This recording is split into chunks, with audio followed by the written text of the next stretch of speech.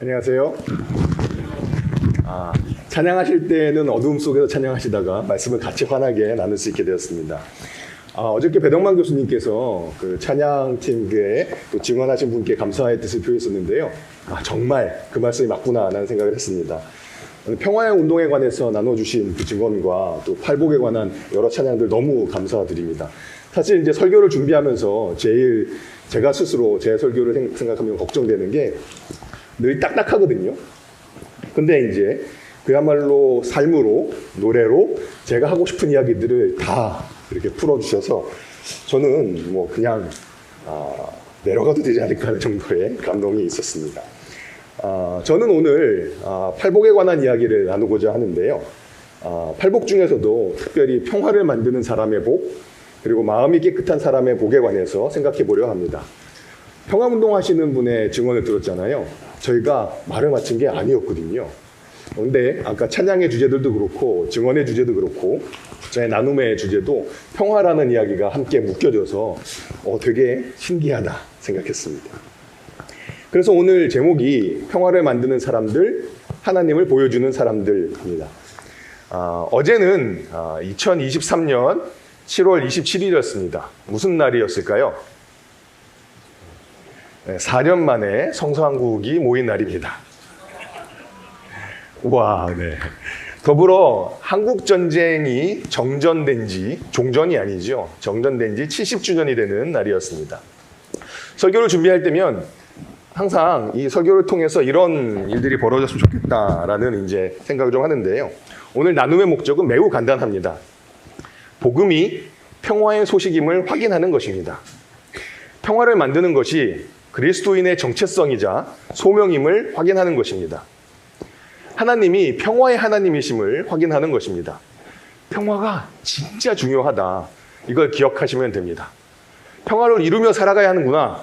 이것이 우리의 정체성이구나 생각하시면 됩니다. 그리고 그 평화의 길을 한결같이 걷고 함께 걷고 싶은 마음이 불러일으켜지기를 소원합니다. 한 가지 변명을 해야 되는데 미리 말씀드렸어요. 사실 이 설교 나눔은 그냥 원칙, 성경 말씀을 짚어보는 거라서 적용도 없고 예화도 없습니다. 잘 버티시기를 기원합니다. 현실에서 평화를 이루는 구체적인 고민들을 저는 이제 이 예화들을 준비를 못하니까 제가 생각했던 것들은 복음과 상황 8호로였습니다. 이번이 평화를 갖는 시간이라는 특집 제호를 갖고 있었는데요. 제가 설교를 준비하면서 이 복음과 상황을 읽으면서 정말 많은 도움을 받았습니다. 근데 나누지는 못하고요. 여러분들께서 구체적인 적용과 삶에 관한 이야기들은 8호로 꼭 읽으시면 좋을 것 같고요. 사실은 복음과 상황을 소개하지 않아도 좋을 정도로 증언과 찬양 나눠주셔서 다시금 감사를 드립니다. 오늘 저희가 살펴보는 말씀은 마태복음 5장 8절부터 9절인데요. 8절과 9절은 10절까지 같이 생각해 볼 수 있습니다. 마음이 청결한 자는 복이 있나니 그들이 하나님을 볼 것이며, 그리고 맨 마지막에 의를 위하여 박해를 받는 자는 복이 있나니 천국에 그들일 것입니다. 근데 그 사이에 화평하게 하는 자는 복이 있나니 그들이 하나님의 아들이라 일컬음을 받을 것이다 라는 말씀이 있습니다. 8개의 복을 어떻게 나눌까에 대해서 사람들이 많은 의견을 갖는데요. 저는 앞에 5개의 복과 뒤에 3개의 복으로 나누는 게 좀 적절해 보였습니다. 특별히 이 3개의 복이 나름대로의 관계가 있는 것 같거든요. 평화와 정의를 위해서 살아간 사람들은 사람들에게 인정받을 수 있습니다. 하나님의 아들이구나. 왜냐하면 평화와 정의라는 가치는 기독교만의 가치가 아니죠. 하나님의 가치로 온 세상과 함께 공유할 수 있습니다. 하지만 또한 평화와 정의는 박해의 길이기도 합니다. 다른 사람들을 불편하게 만들기 때문인 거죠. 그래서 평화와 정의를 추구하며 사는 사람들은 어려운 삶을, 박해를 경험하게 되는데 그 삶을 지속해야 되지 않겠습니까? 우리의 정체성이니까요. 그러기 위해서 우리는 8절이 이야기하고 있는 하나님을 보는 경험이 필요합니다. 오늘 나눴던 찬양, 내 맘의 문을 열어 주보게 하소서. 사실 제 설교에 또 인용하거든요. 너무 신기한 일들이 많아서 감사했습니다. 깨끗한 마음, 순전한 마음, 한결같은 마음을 가진 사람이어야 하는 것입니다. 그런 마음은 이제 평화를 이루고 정의를 구하는 삶에 꼭 필요합니다. 그래서 이 이야기를 조금 더 자세하게 나누고 싶은 거죠. 예수의 제자들은 평화와 정의를 이루는 사람들이다. 그리고 그 삶을 지속하기 위해서는 깨끗한 마음, 한결같은 마음이 필요하다입니다. 먼저 마태복음 5장 9절 말씀을 살펴보려는데요. 성경을 공부한 사람들은 이게 직업병이에요. 다양한 번역들을 펼쳐놓고 뭐가 다른가, 뭐가 비슷한가를 비교하는 게 거의 직업병입니다. 개역개정과 새번역과 공동번역을 이렇게 살펴봤더니요, 나름대로 이렇게 차이와 비슷한 점들이 관찰되었습니다. 색깔로 칠하는 거죠. 개역개정은 화평이라는 표현을 썼고요, 새번역과 공동번역은 평화라는 표현을 썼습니다. 사실 개역개정이 화평, 평안, 평화, 평강 이런 단어들 다양하게 쓰다 보니까 이 모든 단어들이 사실상 다 영어로 peace, 우리말로 평화라는 단어라는 게 잘 드러나지 않습니다. 그런데 이제 새번역이나 공동번역 개정은 평화라고 번역을 해서 이 사실을 우리에게 뚜렷하게 보여주고 있습니다. 마지막 찬양도 평화, 평화, 하늘 위에서 내려오네, 평화를 우리가 함께 노래했지요. 번역을 비교해보면 개역개정은 하나님의 아들이라는 표현을 쓰고 있는데 새번역은 하나님의 자기의 자녀라는 표현을 썼습니다. 어떤 차이가 느껴지시나요? 아들은 문자적으로 남자만 이야기하는 표현이긴 합니다. 근데 그것을 자녀라고 표현을 했지요. 여기 사라고 써 있는 건 뭐냐 하면 새번역에 난하주라고 성경 보시면 밑에 조그맣게 정보를 주고 있는 것들이 있는데 그리스어로는 아들들이다 라고 설명이 되어 있는데요. 그리스어로 아들들을 썼을 때는 남자만 칭하는 것이 아니라는 것을 이 번역은 우리에게 명확히 이야기하고 있습니다.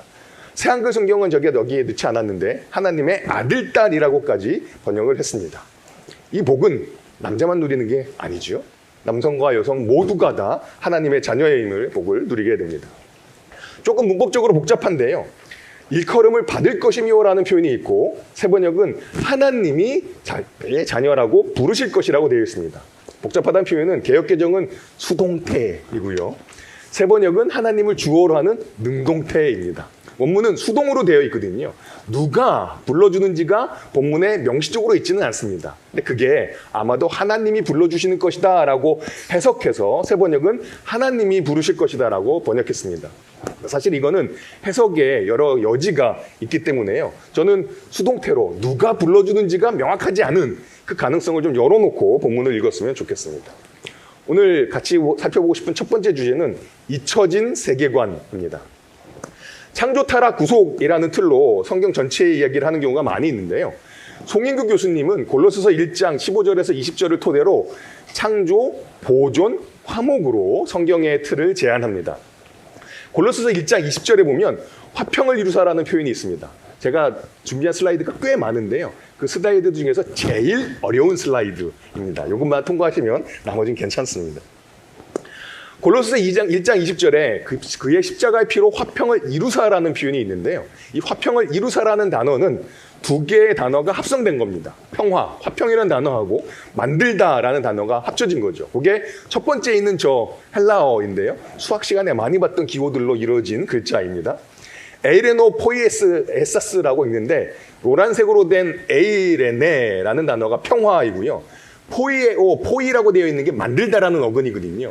이 두 개가 합쳐져서 화평을 이루셨다라는 단어입니다. 그런데 이 두 단어가 합쳐진 이 두 합성어가 성경에 딱 두 번만 나오는데 그 한 군데가 마태복음 5장 99절이 아니라 마태복음 5장 9절입니다. 화평하게 하는 자. 밑에 있는 글씨 보게 되면 똑같이 노란색, 똑같이 파란색이 겹쳐 보이시는 것을 알 수 있습니다. 합성어가 딱 두 번 나오는데 이 두 구절에만 나오는 것이죠. 중요한 관계가 있음을 저에게 알려줍니다. 마태복음 5장 9절은 평화를 만드는 사람들은 하나님의 자녀라고 불릴 것이다 라고 이야기를 하는데 골로새서 1장 20절은 실제로 하나님의 자녀, 하나님의 아들이신 예수님께서 평화를 만드셨다고 이야기를 합니다. 예수님은 어떤 평화를 어떻게 만드셨을까요? 골로새서 1장 20절을 다시 읽어보면요. 그의 십자가의 피로 화평을 이루사 만물 곧 땅에 있는 것들이나 하늘에 있는 것들이 그로 말미암아 자기와 화목하게 되기를 기뻐하심이라. 예수님은 평화를 어떻게 이루셨습니까? 십자가의 피로 이루셨습니다. 예수님이 이루신 평화는 어떤 평화입니까? 만물과 화해를 이루는 평화입니다. 십자가의 피로 이룬 평화는 만물, 존재하는 모든 것들과의 평화입니다. 그리스도에게서 그리스도로 말미암아 그리스도를 위해 창조된 만물이 이제 그리스도로 말미암아 화목하게 되었습니다. 하나님이 모든 것을 창조하셨습니다. 마찬가지로 하나님은 모든 것을 화목해 하십니다. 땅에 있는 것, 하늘에 있는 것 전부 다 하나님이 창조하신 것 전부가 하나님과 화목하게 되었습니다. 골로새서 1장 15절에서 20절은 기독교 세계관에서 가장 중요한 주제인 창조를 말하면서 시작합니다. 하나님이 만물을 창조하셨습니다. 사실 평화에 관해서 생각을 하다 보면 평화가 어디에서 이루어지는가라는 질문을 하게 됩니다. 하늘에서 내려온 평화가 내 마음속에 이루어지는 것을 노래했습니다. 평화를 이야기하는 것이 우리 내면의 평화인가? 아니면 사람들 사이의 관계인가? 나라 간 사이의 평화도 이야기하는 것인가? 개인 사이의 평화, 사람 사이의 관계는 당연히 평화가 이야기하겠습니다만 성경이 말하는 평화는 개인의 평안한 마음과 관계 그 이상입니다. 당연히 성서왕국에 오신 분들께 제가 너무나 지당한 이야기를 확인하고 있는 것 같습니다. 성경이 말하는 평화는 하나님이 창조하신 모든 영역에 임하는 평화입니다. 하나님의 평화가 임한 그 세상에서, 그 온 세상에서 사람들과 함께 누리는 평화입니다. 그것이 십자가의 피로 이루신 만물의 평화입니다. 이렇게 마태복음 5장 9절하고 골로새서 1장을 살펴보고 나면 질문이 생기는 거죠. 하나님께서 창조하시고 하나님께서 붙잡고 계시고 하나님께서 화목하고 계시다는 식으로 우리가 성경을 읽은 것이 언제였던가 싶은 것이죠. 창조와 타락과 구속을 이야기했지 창조와 보존과 화목으로 우리가 성경을 언제 읽어왔던가입니다. 하나님께서 붙잡으시고 화목하게 하시는 일을 우리는 기억하고 있는가? 하나님이 만물을 창조하시고 만물과 화목하신다는 사실을 우리는 잊어버렸습니다. 그러면서 평화의 중요성도 잃어버렸습니다. 세계관뿐만이 아니라 구원에 관해서도 우리는 화해를 잊었습니다. 구원에 관해서 이야기하면 가장 먼저 떠오르는 개념은 믿음으로 의롭게 함을 받는다는 것입니다. 칭의라고 이야기하죠. 법정의 언어입니다. 그런데 구원을 설명하는 건 칭의만 있지 않거든요. 두 번째 심상은 구속입니다. 묶어서 철창에 넣는다가 아니라 다시 산다는 이야기인 거죠. 제가 이 구속은 한글로 참 표현이 이거랑 너무 헷갈려서 영어를 쓸 수밖에 없는데 다시 산다라는 거죠. redeem이라는 표현을 씁니다. 영어로 redemption이라는 표현을 쓰기도 하죠. 소생크 리뎀션 되나요? 소생크 탈출이 사실 영어는 소생크 리뎀션인 거죠. 죄의 노예가 됐던 우리들을 다시 사신 것입니다. 장터, 시장의 언어입니다. 이 두 가지가 제일 익숙한 것 같아요. 그래서 창조, 타락, 구속도 있는 거잖아요. 그런데 또 하나의 심상이 있습니다. 그것은 화목입니다. 이거 약간 헷갈리는데요. 이 화목은 성전, 제사를 드리는 것과 관계된 언어입니다. 우리가 죄로 하나님의 진노를 사게 되었는데 그 진노를 하나님께서, 그리스도 안에 있는 하나님께서 친히 희생 제물이 되셔서 그 진노를 달래셨다. 이것이 화목입니다. 골로새서에 약간 화목이라는 표현이 있는데요. 그거는 뒤에 나오는 화해이고요. 이 화목은 제사의 언어입니다. 근데 자주 놓치는 심상이 있는 것이죠. 그것은 화해입니다. 우리가 구원을 이야기할 때 이 화해는 잘 떠오르지 않는 것 같습니다. 관계의 이야기입니다. 관계의 회복을 이루는 것이 화해입니다. 물론 우리가 개인적인 하나님과의 관계 회복 이야기하고 이웃들 사이의 관계 회복은 어느 정도 이야기를 합니다. 하지만 하나님과의 화해는 우리 이웃과의 화해를 넘어 만물과의 화해까지 이어진다는 이야기를 우리가 구원을 이야기하면서 언제 짚어보았는지 기억해 보기를 원합니다. 이 화해는 그래서 가족의 언어, 가정의 언어입니다. 하나님과의 화해는 우리를 하나님의 가족이 되게 하고 하나님의 가족인 우리는 화평케 하는 사람들입니다. 이렇게 네 가지 심상을 다 사용해야 우리의 구원이 온전하고 풍성하게 이해될 수 있습니다. 그래서 우리는 그동안 잊었던 화해의 복음, 화해의 구원, 화해의 제자도를 다시 기억해야 합니다. 십자가의 평화를 통해 하나님이 만물과 화해를 이루었다는 것을 기억해야 합니다. 화해라는 심상을 통해 구원을 더욱 풍성하게 이해해야 합니다. 사실 평화는 제가 이 평화에 대해 관심을 갖고서 성경을 읽기 시작하다 보니까 정말로 성경에 가득 차 있는 것들을 확인하게 됩니다. 평화는 오래전부터 기다려온 구원의 복된 소식입니다. 제가 성경 구절을 인용하는데 읽지는 않습니다. 저에게 주어진 시간이 50분이거든요. 혹은 60분이라서요. 하지만 이 성경 구절들은 다 평화를 담고 있는 구절들입니다. 평화는 오래전부터 기다려온 구원의 복된 소식입니다. 평화는 그리스도께서 고난을 받기까지 우리에게 베풀어 주고자 했던 은혜입니다. 우리는 평화를 누리고, 평화는 하나님의 땅에 펼쳐지는 하나님의 기쁨입니다. 하나님의 기뻐하신 사람들 중에는 평화로다. 안 읽겠다고 해놓고 읽고 있어요. 너무 좋은 말씀이라 차마 그냥 넘어가기가 아까운 거죠. 리허설 할 때까지 다 안 읽고 넘어갔는데 도저히 안 읽고 넘어가기가 너무 아쉽습니다. 평화가 하나님의 기쁨인데 평화가 없는 평화의 부재는 예수님의 슬픔이었습니다. 평화에 관한 일을 알았으면 정말 좋겠다. 사도들은 그래서 마지막에 인사를 나눌 때 꼭 평화의 하나님을 이야기합니다. 그리고 새로운 피조물이 된 우리는 화해의 직분을 받았습니다. 그리고 오늘 말씀인 거죠. 평화는 하나님의 자녀의 정체성이자 소명입니다. 그야말로 성경은 평화로 가득 차 있습니다. 오늘 두 번째는 십자가에 머무셨던 하나님의 아들입니다. 5장 9절을 다시 짚어보겠습니다. 평화를 이루는 사람은 복이 있다. 그들이 하나님의 자녀라 불릴 것이다. 팔복을 읽다 보면요, 앞에 있는 복의 선언과 그 복, 왜 복된지를 설명하는 이유를 항상 설명을 좀 해야 되는데요. 평화를 이루는 그 복과 그 사람의 복과 그들이 하나님의 자녀라 불리는 것이 어떤 이유로 어떻게 연결되고 있을까요? 여러 가지 설명들을 시도합니다만 저는 이런 생각을 했습니다. 평화를 만드는 것이야말로 하나님을 가장 많이 닮은 행동입니다. 하나님은 십자가를 통해 평화를 만드신 하나님입니다. 그러니 평화를 만드는 사람들은 그 하나님을 가장 많이 닮은 사람들이니 바로 하나님의 자녀라 불리는 것입니다. 그런데 평화를 만드는 길이 십자가의 길이라는 사실은 평화를 만드는 것과 하나님의 아들됨의 관계를 조금 더 생각할 것을 우리에게 요청합니다. 어떻게 할까요? 성경에 하나님의 아들이라는 표현이 나온 것을 다 찾아보겠죠? 다 찾을 수는 없으니까 마태복음만 살펴봤겠죠. 하나님의 아들이라는 표현이 쓰이는 마태복음 본문들 찾아봤는데요. 몇 가지 흥미로운 사실들을 확인할 수 있었습니다. 마태복음 4장에서 예수님이 시험을 받으십니다. 그때 사탄이 이렇게 얘기하죠. 하나님의 아들이거든 돌로 떡을 만들어 봐라. 하나님의 아들이거든 성전 꼭대기에서 뛰어내려 보라. 보호해 줄 것이다. 뭘 전제하나요? 하나님의 아들이라면 뭔가 해낼 능력이 있고 하나님의 아들이라면 보호받을 것이라는 것을 이야기하고 있습니다.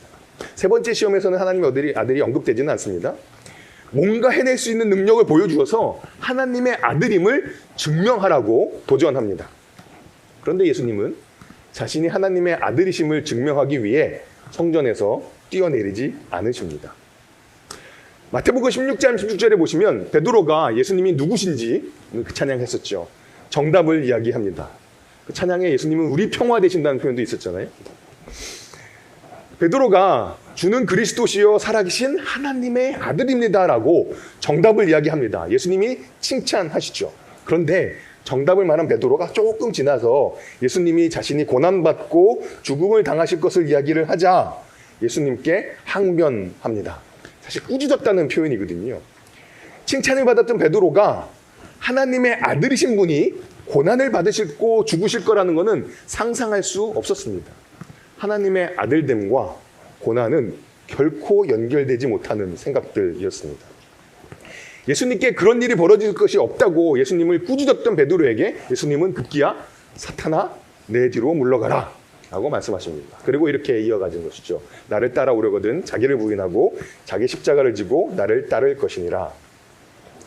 하나님의 아들이라는 표현이 마태복음 끝에서 두 번째 27장 특별히 40절 이하에 집중해서 3번 등장을 합니다. 모두가 다 예수님께서 십자가에 달려 계신 동안 나왔던 말들입니다.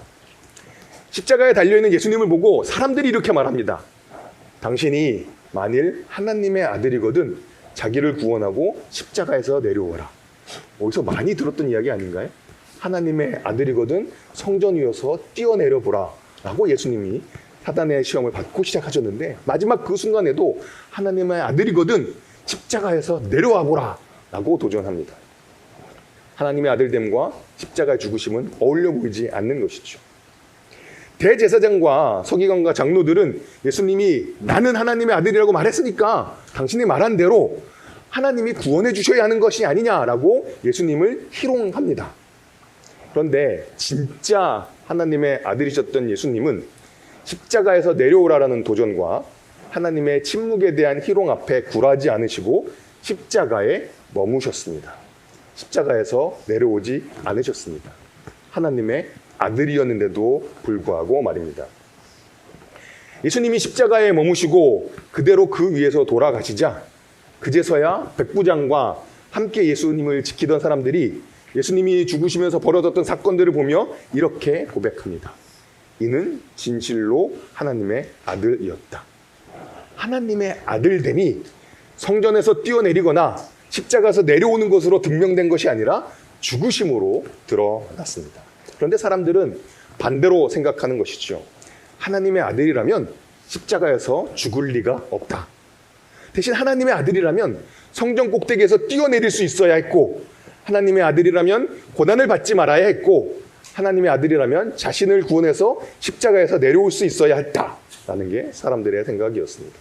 그렇지만 예수님이 참으로 하나님의 아들이라는 고백은 십자가에서 내려오는 능력을 보이신 때가 아니라 십자가에 그대로 머무시고 돌아가셨을 때였습니다. 이것이 골로새서 1장 20절이 말한 십자가의 피로 평화를 이루신 방식이었습니다. 평화는 편안하고 평화롭게 이루어지지 않았습니다. 평화를 만드는 길은 십자가의 길이었습니다. 그 길을 걸으신 분이 하나님의 아들이셨고 이제 그 길을 걷는 자들이 하나님의 자녀들이라 불립니다. 평화는 하나님의 자녀들이 하나님의 뜻 앞에서 자기 희생을 감내할 때 비로소 이루어집니다. 하나님의 자녀는 하나님이 하시는 일을 합니다. 하나님은 평화를 만드셨습니다. 하나님의 아들의 능력을 발휘해 십자가에서 내려오지 않으시고 잠잠히 십자가에서 머무신 것이 평화를 만드는 길이었습니다. 우리도 그렇게 평화를 만들어 갑니다. 다음 주제는 세상과 함께하는 평화, 세상이 알아보는 하나님의 아들들입니다. 평화의 반대는 무엇일까요? 갈등, 경쟁, 불안함, 초조함, 전쟁? 평화를 만든다는 것은 어떤 의미일까요? 내적인 평화를 만드는 것일까요? 바른 관계를 맺는다는 것일까요? 아니면 샬롬이라는 의미가 갖고 있는 것처럼 더 나은 세상을 이루어 간다는 뜻일까요? 이 질문을 갖고 책을 읽기도 하고 유튜브에 있는 여러 목사님들의 설교 영상들을 보다가 제가 발견한 영상이 있었습니다. 지금부터 23년 전인 2000년 하필이면 6월 25일에 오카는 목사님께서 하셨던 설교였습니다. 딱 이날은 어제가 한국전쟁 정전 70주년이었던 것처럼 이 설교가 했던 날은 한국전쟁 발발 50주년이 되는 날이었습니다. 설교 시간에 다른 분의 설교 영상을 튼다는 건 굉장히 게으른 행동이긴 합니다만 제가 이것을 그냥 읽을까 하다가 그래도 목사님의 생생한 목소리를 들으시는 게 낫겠다 생각을 했습니다. 설교를 들으시면서 평화가 어디에서 이루어지는가, 평화를 이루어가는 사람들이 어떤 사람들인가를 생각해 보시면 좋겠고요. 누가 평화를 만드는 사람들을 하나님의 자녀라고 불러지는지에 대한 오카는 목사님의 해석도 제가 관심 있게 기울여 볼 수 있을 것 같습니다. 유튜브를 하다 보면 말을 안 하는 시간이 굉장히 초조하거든요. 그래서 제가 유튜브를 하면 말을 안 하는 걸 다 잘라서 끊임없이 말을 합니다. 근데 옥 목사님 설교를 보니까 쉬는 시간이 너무 많아요. 근데 그거를 그대로 하려니까 너무 길어져서 제가 나름대로 자르긴 했으나 감히 다 자르지는 못해서 약간씩 처지는 설교이기는 합니다. 전문을 한번 들어보셨으면 좋겠는데요. 제가 필요한 부분만 잘랐기 때문에 유튜브에서 오카는 목사님 화평케 하는 자라고 검색하시면 영상으로 보실 수가 있습니다. 영상도 있고 실제로 이 설교가 출판되어서 책으로도 구하실 수가 있습니다. 영상 좀 부탁드리겠습니다. 오늘은 우리가 다 잘 아는 바와 같이 50년 전 군인과 민간인을 합해서 450만 명 이상의 인명피해를 내었던 악몽 같은 6.25가 발발한 날입니다. 6월이 되면은 우리는 마음 한구석에 슬픔이 있습니다. 고통이 있습니다. 반세기가 지났습니다마는 이 6.25의 동란으로 인한 상처는 아직도 아물지 않고 있고 오히려 갈수록 우리를 더 절망으로 빠뜨리는 일들이 많았기 때문입니다. 그런데 지난 15일 우리는 이와 같은 우울한 감정을 날려버리고 엄청난 충격과 벅찬 감격을 맛볼 수가 있었습니다. 남북의 두 정상이 북한 순안공항에서 만나 두 손을 잡고 활짝 웃으며 서로를 반기는 모습을 우리가 텔레비를 통해서 지켜볼 수 있었기 때문입니다. 저는 이런 장면을 보면서 어떻게 저런 일이 있을 수 있을까 하는 의구심을 떨치지 못했고, 그러기에 한 번 보고 두 번 보고 세 번 보고 영거퍼 방영이 될 때마다 반복해서 보았습니다. 두 정상이 활짝 웃으면서 서로 반기는 그 모습을 보면서 제 마음에 저 사람들은 하나님의 아들이구나 하는 생각을 했습니다. 틀림없이 그 순간 그들은 하나님의 아들이었습니다.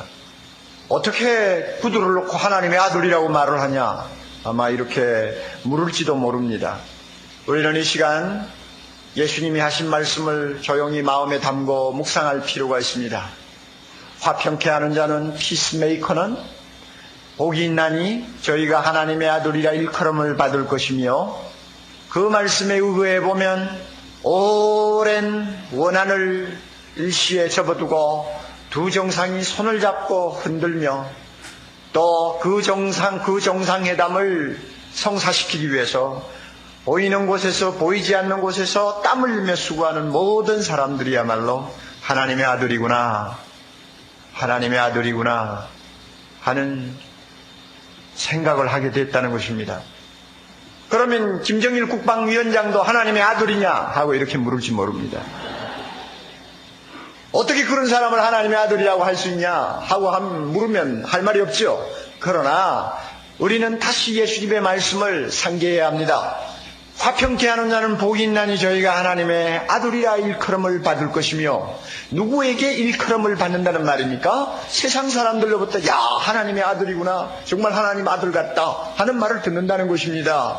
여러분, 하나님의 아들이 따로 있나요? 원수끼리 서로 만나가지고 손 흔들고 화해하면 하나님의 아들이지, 그렇잖아요. 그러니까 정말로 그 김정일 국방위원장이 우리 민족의 평화와 행복과 우리 후손들의 안녕을 위해서 참 가슴을 열고 대한민국 대통령을 만났다고 한다면 그 순간만엔 그 사람도 하나님의 아들임에 틀림이 없다고 저는 믿습니다. 놀라운 일이에요. 하나님은 화평을 사랑하십니다. 하나님은 평화의 왕이십니다. 제가 이 영상을 처음 보고 소름이 돋았던 부분이 있었겠지요. 여러분들은 어떠셨나요? 좋은 의미에서 정말 충격적인 설교였었습니다. 지금은 이 영상 밑에 댓글이 닫혀 있는데요. 댓글이 잠깐 열려 있었던 시절이 있었겠죠. 흔한 말로 대망진창이었던 유튜브 영상이 됩니다. 어떤 댓글들이 그 밑에 달렸을지 상상하실 수 있을 것 같습니다. 저는 이 설교를 들으면서 두 가지 생각을 했는데요. 첫 번째는 우리는 이념의 노예일 수 있습니다. 이념에 묶여 있을 수 있습니다. 그런데 이념이 아니라 어찌하였든지 간에 말씀에 기초하려는, 말씀에 두려는 목사님의 태도가 요새 말로 정말 리스펙이었습니다. 물론 우리가 말씀을 대할 때 아무 선입견 없이 말씀을 이해할 수 있다는 순진한 이야기를 드리는 게 아닌 거죠. 그런데 아무리 성경에 기초한 이야기를 해도 자신이 가지고 있는 이념을 불편하게 하면 폭력적으로까지 반응하는 우리의 상황을 생각해 보면 마태복음 말씀에 기초해서 자신의 이념을 거스릴 수도 있는 결론을 내리는 모습은 저에게 있어서는 소름이 돋는 순간이었습니다. 여러분들은 김정일 국방위원장도 그 순간만은 하나님의 아들이었다라고 나는 믿습니다 라는 설교가 어떻게 들리시나요? 정답을 이야기하고 이것이 정답이다라고 말씀드리다기보다는 우리에게 고민을 던져주는 설교였습니다. 나는 하나님의 말씀과 우리의 생각을 어느 것을 놓고 살아가고 있는가? 두 번째로 이 설교는 하나님의 아들이라 일컬음이나 받는다라는 표현을 하나님이 불러주시는 호칭으로 이해하지 않았습니다. 평화를 만드는 사람들을 하나님이 자신의 자녀로 불러주신 게 아니라 사람들이 평화를 일구는 사람들을 보고 하나님의 자녀라고 알아본다고 해석했던 것이죠. 어떤 게 적절할까요? 저는 맥락을 좀 생각해 봤는데요. 9절과 10절을 함께 생각해 보면 저는 그런 해석이 더 적절해 보였습니다. 9절과 10절은 둘 다 세상 속에서 살아가는 그리스도인을 이야기하고 있습니다. 9절에서 평화를 읽을 때 세상은 그들이 하나님의 자녀임을 알아봅니다. 반면에 의를 구할 때 세상은 그들을 핍박하기도 합니다. 물론 평화는 칭찬을, 의는 항상 핍박을 이루는 것은 아니죠. 평화와 정의가 함께 가다 보니 인정과 핍박이 바뀌기도 합니다. 평화를 추구할 때 핍박받기도 하고 정의를 추구할 때 칭찬받을 수도 있습니다. 이 설교를 통해 저는 다시금 우리가 만들어가야 되는 평화의 지평을 확인하였습니다. 평화는 우리 내면의 문제로 그치지 않습니다. 하나님과의 수직적인 관계 이상의 차원이 있습니다. 교회 안에서 이루어지는 평화로 끝나지 않습니다. 평화는 세상과 함께합니다. 그래서 세상과 함께하는 평화를 만드는 사람들은 세상이 하나님의 자녀들이라고 알아봅니다. 그런데 평화와 정의를 위해서 살아가는 것이 이렇게 인정받을 수도 있습니다만 맨 처음에 말씀드렸던 것처럼 박해를 불러오기도 합니다. 다른 사람들을 불편하게 하기 때문인 거죠. 그래서 평화와 정의를 추구하는 예수의 제자들이 세상에서 박해를 경험하면서도 그 삶을 지속하기 위해서는 8절에 이야기하는 하나님을 보는 경험이 필요합니다. 하나님에 대한 확신과 경험이 필요합니다. 깨끗한 마음, 순전한 마음, 한결같은 마음을 가진 사람이 되어야 합니다. 그래서 이제 두 번째로 깨끗한 마음을 가진 사람의 복에 대해서 다시 생각해 보고자 합니다. 5장 8절입니다. 다시 직업병의 발동인데요. 다양한 번역들을 비교해 보았습니다. 사실 이 구절은요, 비교해 봤을 때 크게 차이가 나지 않습니다. 청결하다는 한자가 깨끗하다는 한글 정도로 풀어져 있습니다. 하지만 번역들은 다 비슷하지만 사실 하나하나의 개념들은 쉽지는 않습니다. 마음이 깨끗하다는 게 어떤 의미일까요? 이상재 선생님처럼 비누를 먹으면 마음이 깨끗해지는 걸까요? 하나님을 본다는 것은 어떤 의미일까요? 마음이 깨끗한 것과 하나님을 보는 것은 어떤 관계가 있을까요? 그런 사람들은 깨끗한 마음에 관해서 여러 설명들을 던집니다. 하지만 그 중에서 저는 온전한 마음이 가장 적절하다는 생각을 했습니다. 이유는 이렇습니다. 깨끗하다는 의미는 순수하다는 의미가 있습니다. 영어로 pure라는 말을 쓰기도 하죠. pure and 아무것도 섞이지 않은 상태입니다. 그래서 로이드 존스 목사님도 이 깨끗한 마음을 순수한 마음, 한결같은 일편단심이라고 설명합니다. 그러니 깨끗한 마음은 완전히 신실하다라고 풀어볼 수 있습니다. 그러다 보니 깨끗한 마음, 온전한 마음의 반대말을 우리가 생각할 수 있습니다. 그것은 두 개로 나뉜 마음입니다. 실제로 야고보서 4장 8절은 두 마음을 품는 것과 마음을 성결케 하는 것과 조금 다른 단어이긴 합니다만 마음을 성결케 하는 것을 대조하고 있습니다. 다시 말하면 마음이 깨끗하다는 것의 반대는 두 마음을 품는 것입니다. 두 마음을 품지 않는 하나의 마음, 하나의 충성이 온전한 마음, 깨끗한 마음입니다. 그런데 여기 이 구절을 가만히 보면 여러 가지 평행들이 굉장히 흥미로운 사실을 우리에게 알려줍니다. 죄인이라는 단어가 두 마음을 품은 자들하고 평행을 이루고요. 손을 깨끗하게 하라라는 표현이 마음을 성결케 하라라는 표현과 평행을 이룹니다. 마음을 성결케 하는 것과 손을 깨끗해 하는 것이 평행이라면 죄인이 두 마음을 품었다는 것을 그들이 손이 더럽다라고 표현하는 것이 되는 것이죠. 죄인들의 손이 더럽다. 저희가 직감적으로 더럽다는 표현이 뭔가 주는 느낌이 있습니다만 손이 더럽다라는 것은 구체적으로 성경에서 어떤 의미일까요? 이사야서 1장입니다. 이 1장을 읽어보면 아무리 많이 기도해도 하나님께서 듣지 않으시는 사람들이 있습니다. 손에 피가 가득한 사람들입니다. 그래서 하나님은 그들에게 씻으라, 깨끗게 하라 라고 도전하십니다. 그리고 씻고 깨끗게 하는 것이 악한 행실을 버리고 행악을 그치는 것이라고 본문은 알려줍니다. 그리고 그 악한 일을 그치고 그럼 그쳤으니까 뭘 해야 될까요? 새롭게 해야 되는 일들은 사회적인 차원의 일이라고 알려줍니다. 착한 일을 익히고 바른 삶을 찾아야 합니다. 구체적으로 억눌린 자를 풀어주고 고아의 인권을 찾아주며 과부를 두둔해 주어야 합니다. 그래서 저는 이렇게 생각하게 되었습니다. 나뉘지 않은 온전한 마음을 가지는 것은, 깨끗한 마음을 가지는 것은 하나님을 가까이하며 아픈 가운데 있는 이웃과 함께하며 하나님의 백성이자 예수의 제자로 한결같은 삶을 사는 것입니다. 성경을 읽는 사람들은 마태복음 5장 8절에서 시편 24편의 메아리를 듣는데요. 이 시편에서 보면 역시 5장 8절에 나오는 마음이 청결하다는 표현을 그대로 만납니다. 4절 손이 깨끗하며 마음이 청결하며, 여기 손이 깨끗하다는 표현도 등장하지요. 자, 그리고 손이 깨끗한 것과 마음이 깨끗한 것은 여호와의 산에 오르고 그의 거룩한 곳에 설 수 있는 자격처럼 제시됩니다. 6절의 표현을 빌자면 그런 사람들이 하나님의 얼굴을 구할 수 있습니다. 마음이 청결한 사람들이 여호와의 산에 올라 복을 받고 하나님의 얼굴을 구할 수 있습니다. 그야말로 마태복음 5장 8절 말씀, 마음이 청결한 자는 복이 있나니 그들이 하나님을 볼 것이며 라는 말씀이 여기 그대로 메아리치고 있습니다. 마음이 청결하다, 손이 깨끗하다, 죄를 깨끗하게 하라 라는 표현들이 짝지어서 나오는 구절들이 몇 군 더 있는데요. 잠언 20장 9절이 그렇고 시편 73편 13절이 그렇습니다. 깨끗한 마음을 가지는 것은, 다시 말씀드립니다, 하나님의 백성으로 예수의 제자로 한결같은 삶을 온 존재로 살아내는 것입니다. 손을 깨끗이 하며 이웃의 피를 흘리지 않는 삶입니다. 그 삶은 하나님을 가까이 하며 아픈 가운데 있는 이웃과 함께하는 삶입니다. 그럴 때 여호와의 산에 오르고 하나님의 얼굴을 구할 수 있습니다. 이처럼 마음이 깨끗한 것은 우리 신앙의 굉장히 중요한 핵심입니다. 그런데 제가 시편 73편 13절을 읽다가 마음이 철렁했습니다.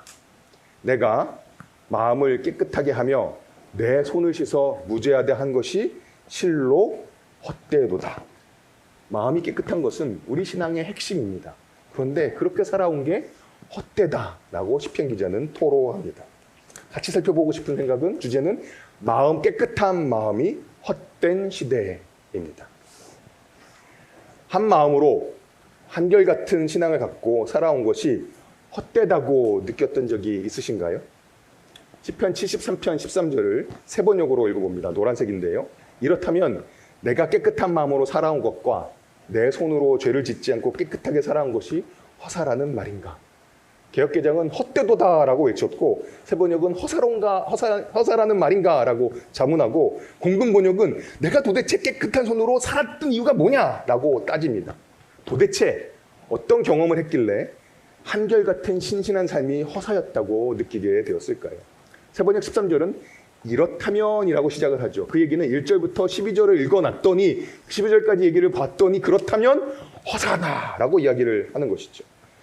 시편 73편을 처음부터 읽어보게 되었습니다. 그런데 73편을 살펴보니 이 73편이 마태복음 5장 8절과 관계가 있다는 것을 다시 확인할 수 있었습니다. 시편 73편 1절도 마음이 정결하다는 표현으로 시작합니다.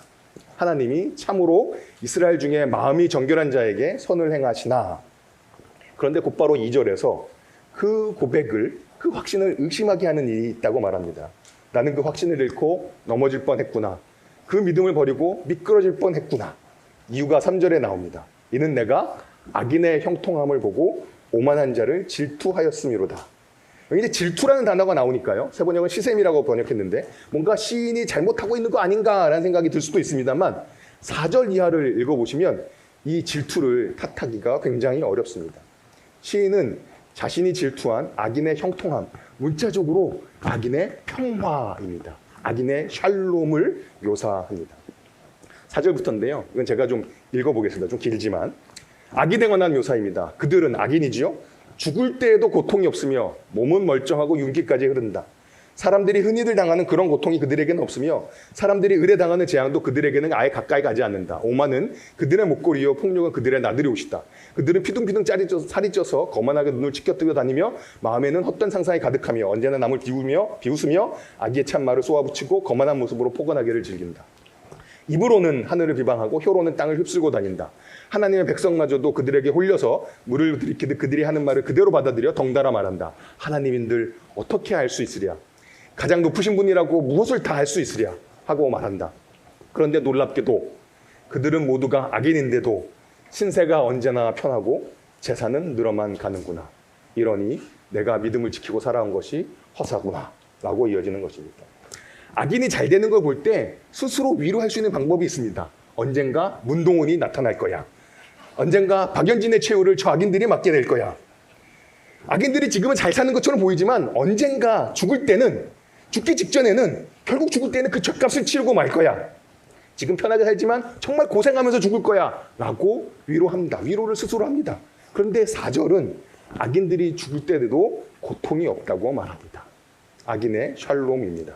악인이 죽을 때조차 평안하게 고통 없이 죽습니다. 악인만 나를 힘들게 하는 것이 아닙니다. 10절에 보시면 악인에게 동조하는 신앙인들이 있다는 사실이 더욱 힘듭니다. 아니 죽을 때까지 고통이 없는 악인의 모습을 보는 것만으로도 믿음을 잃고 미끄러질 것 같은데 그 악인에 동조하는 하나님의 백성들도 있습니다. 그러면서 그들은 하나님이 뭘 알겠냐라고 말합니다. 이런 시절을 사는 시인이 마음을 깨끗하게 하고 손을 씻어서 무죄하게 한 것이 참으로 헛되다고 말하는 것은 과하지 않습니다. 그것을 그의 질투 탓이라고 그를 비난할 수가 없습니다. 시편만의 이야기가 아닙니다. 얼마 전에 제 페이스북 친구가 쓴 글인데요. 사회건 교회건 부지런히 제 욕심을 챙기는 자들이 번영하며 보란듯이 나대는 것을 지켜보기가 괴롭다. 그들은 그저 우리가 기도만 하기를 바랄 것이다. 그러다 제풀이 나가 떨어질 것을 알 테니까. 무엇보다 하나님이 자기 편이라고 믿으니까. 그들이 믿는 하나님은 부자의 하나님, 힘센 자의 하나님이다. 그들의 기도는 잘도 응답된다. 내가 믿는 하나님은 너무 가난하고 너무 힘이 없어 나는 매번 쪽팔림만 당한다. 서럽고 억울한 일을 당해도 내 하나님은 침묵한다. 며칠째 두통이 가시지 않는다. 깨끗한 마음이 헛되게 느껴지는 시절입니다. 온 존재를 걸고 한결같이 살아가는 것이 허사인 시절입니다. 하나님을 가까이 하고 아픈 가운데 있는 이웃과 함께하며 하나님의 백성으로 예수의 제자로 두 마음을 품지 않고 한결같이 온 존재를 걸고 살아내려고 하는데 그게 다 무슨 소용이 있는지 두통이 가시지 않는 시절입니다. 마음이 깨끗할수록 믿음을 잃고 미끄러지는 시대입니다. 그런데 여기에 역설이 있습니다. 너무나 고약한 역설입니다. 한결같이 신실하게 살수록 엉터리 같은 세상 속에서 회의는 깊어져만 갑니다. 그런데 그 한결같은 삶이 그 깊어져가는 회의를 넘어서는 실말이라는 것이 너무나 고약한 역설입니다. 시편 73편에서 시인이 악한 자의 진짜 마지막을 깨달은 것은 17절에 나오는 하나님의 성소에 들어갈 때였습니다. 시편 24편에서 확인한 게 있었죠. 하나님의 산에 오르고 성소에 들어갈 사람은 손과 마음이 깨끗한 사람, 한결같은 신앙을 가진 사람들이었습니다. 깨끗한 마음이 악인의 형통 때문에 상처를 입었습니다. 깨끗한 마음이 의미를 잃어버렸습니다. 더 이상 이제 순전한 마음으로 살고 싶지 않습니다. 그런데 그 깨끗한 마음을 버리면 하나님을 보지 못합니다. 하나님을 본다는 것은 우리의 한결같은 삶이 허사가 아니라는 것을 확인할 수 있는 가장 강력한 경험입니다. 그런데 그 깨끗한 마음을 포기하면 우리의 삶은 깨끗한 마음으로 살아온 것이 허사라는 말인가? 라는 질문에서 막다른 골목을 만나고 납니다. 깨끗한 마음을 포기하면 더 이상 그 질문에 대답이 없습니다. 그러나 깨끗한 마음을 포기할 뻔했던 시인은 넘어질 뻔했고 걸음이 미끄러질 뻔했지만 마침내 성소에 들어가는 경험을 하고 그 경험은 하나님께 가까이함이 내게 복이라 라는 고백으로 이어집니다. 한글 번역은 잘 드러나지 않는데요. 1절에 나와 있는 정결한 자에게 선을 행하신다의 선과 이 시의 맨 마지막에 나와 있는 하나님께 가까이하면 내게 복이라는 이 복이 히브리어로는 똑같은 단어입니다. 1절에서는 일반적인 하나님의 복, 선을 이야기했는데 28절에서는 그것이 나에 관한 이야기로 전환되고 있습니다. 1절에 있었던 모든 사람들에 대한 일반적인 신앙 고백이 28절에서 자신과 직접 관련된 고백으로 변한 것입니다. 그냥 변한 게 아니죠. 일반적인 고백이 의심과 회의의 신앙을 지나 성소의 경험을 거쳐 자신의 고백으로 체화됩니다. 그런데 이 과정을 끝까지 이렇게 마치려면 깨끗한 마음을 지켜야 합니다. 73편을 읽으면서 정말 이러지도 못하고 저러지도 못하는 고약한 역설을 맞닥뜨립니다. 깨끗한 마음을 가지고 살자니 현실은 우리에게 두통을 줍니다. 그렇다고 깨끗한 마음을 포기하자니 73편 마지막까지 나아가지 못합니다. 두통 속에 던진 질문의 답을 놓치게 됩니다. 이 고약함 속에서 우리는 조금 더 버텨야 합니다. 참으로 고약한 버팀입니다. 언제까지 버텨야 할까요? 여기서 갑자기 너무 가벼운 얘기가 나와서 좀 죄송하긴 합니다만 다음 슬라이드 한번 보시겠어요? 제가 유튜버의 수호성인이라고 말하는 사람입니다. 왜냐하면 이 사람의 이름은 밑에 사인을 보시면 네, 다음 슬라이드인데요. 이 사람의 이름은 존 버입니다. 유튜버의 수호 성인인 것이죠. 고약한 이 역설 가운데 우리는 언제까지 버텨야 할까요? 버텨야 합니다. 같이 다루고 싶은 다음 주제는 하나님을 드러내는 사람들, 하나님을 보는 사람들입니다. 시편 73편은 우리에게 하나님의 성소에 들어갈 때까지 깨끗한 손과 마음을 지키라고 이야기합니다. 하나님을 볼 때까지 버텨라 라고 이야기합니다. 도대체 어떤 것이 성소의 경험, 하나님을 보는 경험일까요? 사실 버티란 말도 너무나 괴롭고 폭력적이고 힘든 말인 것을 저희가 알지요. 시편은 우리에게 무작정 그냥 버티라는 게 아니라 함께 같이 있어 하면서 버티라라고 우리에게 토닥거리고 있는 것이죠. 어떤 것이 성소의 경험일까요? 우리 같이 찬양했던 찬양입니다. 내 마음의 눈을 여소서, 내 마음의 눈을 열어 주 보게 하소서, 주 보게 하소서라는 찬양이 있습니다. 이 찬양을 100번쯤 열심히 부르면 마음의 감격이 차올라서 드디어 하나님을 보았다 라고 말할 수 있는 순간이 찾아올까요? 그럴 수 있습니다. 저는 그런 신비를 무조건 부정하고 싶지 않습니다. 시편 기자가 노래한 성소 경험은 도대체 우리에게 어떤 것일까요? 찬양을 부르다가 하나님이 계시다는 마음의 확신을 갖게 되는 그런 경험일까요? 담장 아래 비치는 햇살 아래 작게 핀 들꽃에서 하나님을 보는 경험일까요? 믿을 수 없을 만큼 광활하고 광활한 우주의 크기에 압도되어 하나님을 느끼는 경험일까요?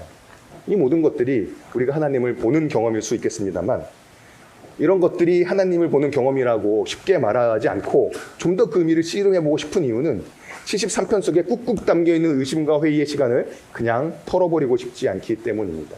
사실 성경은 우리가 하나님을 보는 것이 불가능하다고까지 이야기합니다. 출애굽기 33장이 대표적이죠. 내 얼굴을 보고는 살 사람이 없다. 내 얼굴을 보지 못할 것이다. 라고까지 말합니다. 그런데 한편 예수님은 요한복음 14장에서 아버지를 보여달라는 빌립에게 예수님을 본 사람은 아버지를 보았다. 라고 말씀하십니다. 21절에서는 이렇게도 말씀하십니다. 나의 계명을 가지고 지키는 자라야 나를 사랑하는 자니 나도 그를 사랑하여 그에게 나를 나타내리라. 예수님이 자신을 나타내신다는 것은 자신을 보여주신다는 의미인 거죠. 하나님을 보는 것, 예수님을 보는 것입니다. 이 주제와 관련해서 이 형제 중에 지극히 작은 자에게 한 것이 곧 예수님께 한 것이다라는 말씀도 놓칠 수 없습니다. 마지막으로 같이 나누고 싶은 이야기는 하나님을 본 사람의 이야기입니다. 그 이야기는 기도입니다. 제가 어저께 증언과 오늘 북토크 말씀을 듣고 기도문을 준비했는데 이거를 제가 읽기가 참 부끄럽다라는 생각을 했었습니다. 왜냐하면 이 기도가 처음 드려진 것은 2017년 4월 11일이기 때문입니다. 4월 11일 기억하시는 날일까요? 그날은 3일교회에서 그리스도인들의 음악회가 있었습니다. 그리고 그 음악회의 제목은 세 번째 봄 17의 노래였습니다.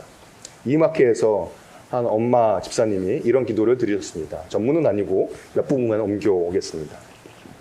창조주이며 전능자라고 불리우는 당신께 기도드리는 거 쉽지 않습니다. 3년 전 우리 아이들을 살려달라는 마지막 기도를 외면했었으니까요.